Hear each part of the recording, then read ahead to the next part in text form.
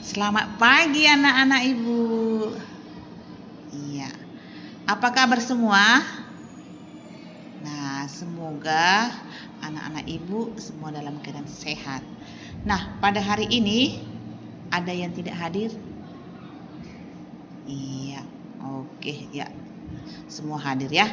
Nah, sebelum kita memulai pelajaran kita, kita awali dulu dengan berdoa.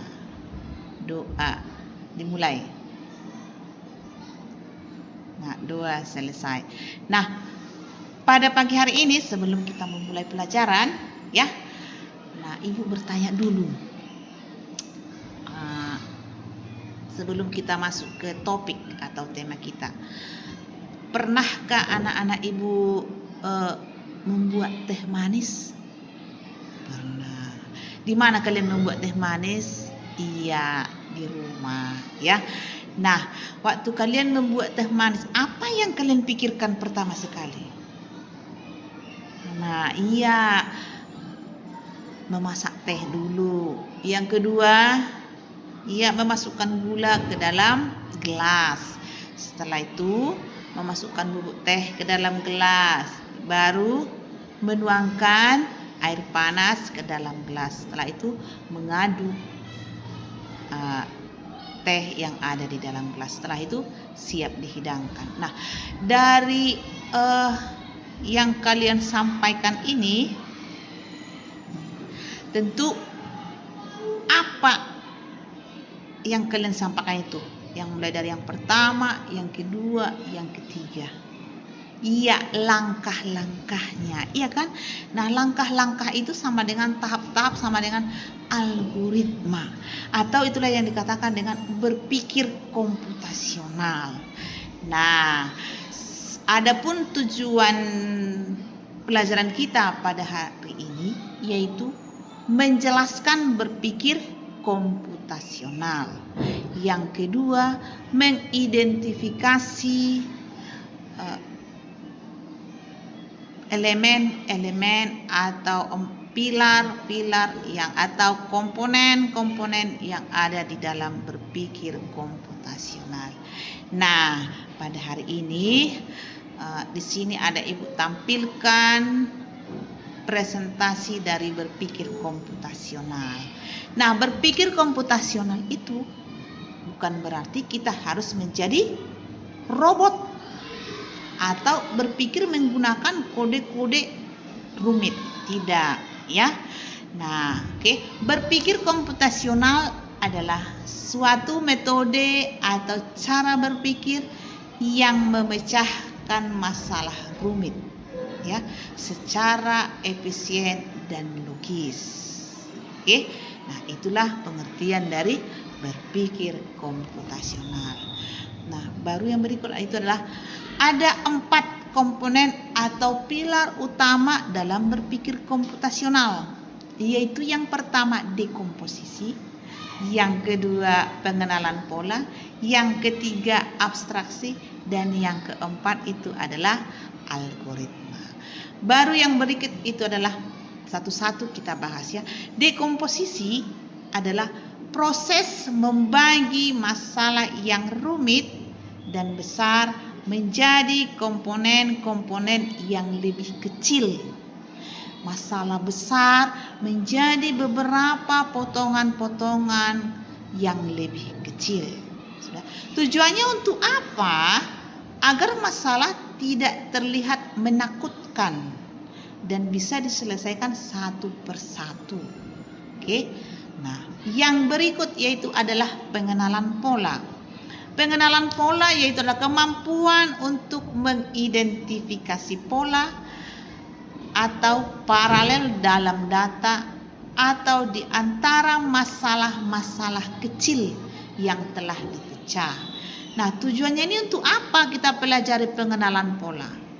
Nah, untuk membuat solusi menjadi lebih efisien.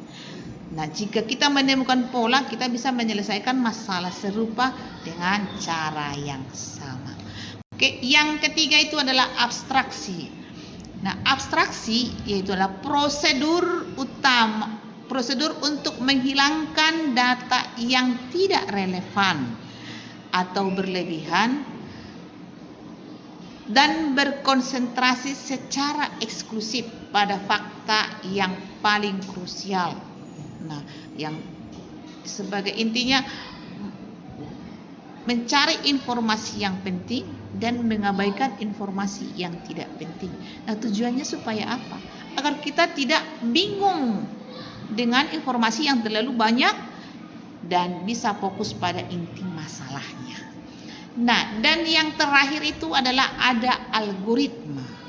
Oke, ada algoritma, yaitu serangkaian langkah-langkah atau aturan yang jelas dan berurutan untuk menyelesaikan masalah. Itulah tadi seperti yang Ibu katakan tadi, membuat teh manis, ya. Membuat teh manis tentu ada langkah-langkahnya, urutan-urutannya, tahapan-tahapannya. Nah, dari 4 komponen atau pilar dalam berpikir komputasional tadi, sudah tentu apa penerapannya dalam kehidupan sehari-hari? Banyak penerapannya. Contohnya dekomposisi, ya. Nah, kalau kita belajar IPA, ya, dekomposisi berarti mencari materi. Materinya kita buat itu contohnya mulut, lambung, usus. Nah, yang kedua membuat slide-nya.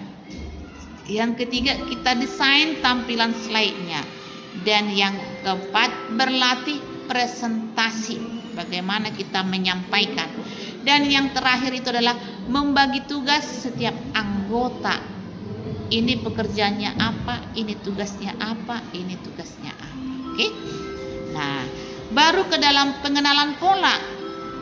Kalau kita buat tadi masalah besarnya itu adalah mengenai sistem pencernaan manusia, ya. Nah, dalam pengenalan pola itu adalah kita buatlah pembuatannya, polanya apa judulnya, yang mana gambarnya, yang mana poin-poin penting seperti yang ini. Oke. Nah, yang berikut itu adalah abstraksi. Pada abstraksi itu fokus pada fungsi utama setiap organ. Tadi contohnya kita pilih itu mulut atau lambung atau usus, ya. Tidak perlu menghafal semua, tidak. Nah, semua. Baru yang berikut adalah algoritma. Algoritma yaitu membuat jadwal kerja. Di hari pertama kumpulkan materi dan berbagai tugas. Hari kedua setiap teman-teman membuat bagian slide-nya. Yang ketiga menggabungkan dan mendesain slide satu persatu. Yang terakhir latihan presentasi bersama. Nah, apa itu manfaat dari berpikir komputasional? Untuk apa kita pelajari berpikir komputasional ini? Tentu yang pertama, ya, melatih kemampuan berpikir logis dan terstruktur. Yang kedua, membantu kita merencanakan sesuatu dengan lebih efektif dan efisien. Yang ketiga, membuatmu menjadi bisa memecahkan masalah yang lebih baik. Yang keempat, meningkatkan kreativitas dalam mencari solusi. Dan yang terakhir, menjadi fondasi penting jika kita tertarik pada bidang sains, teknologi, teknik, dan matematika di masa depan.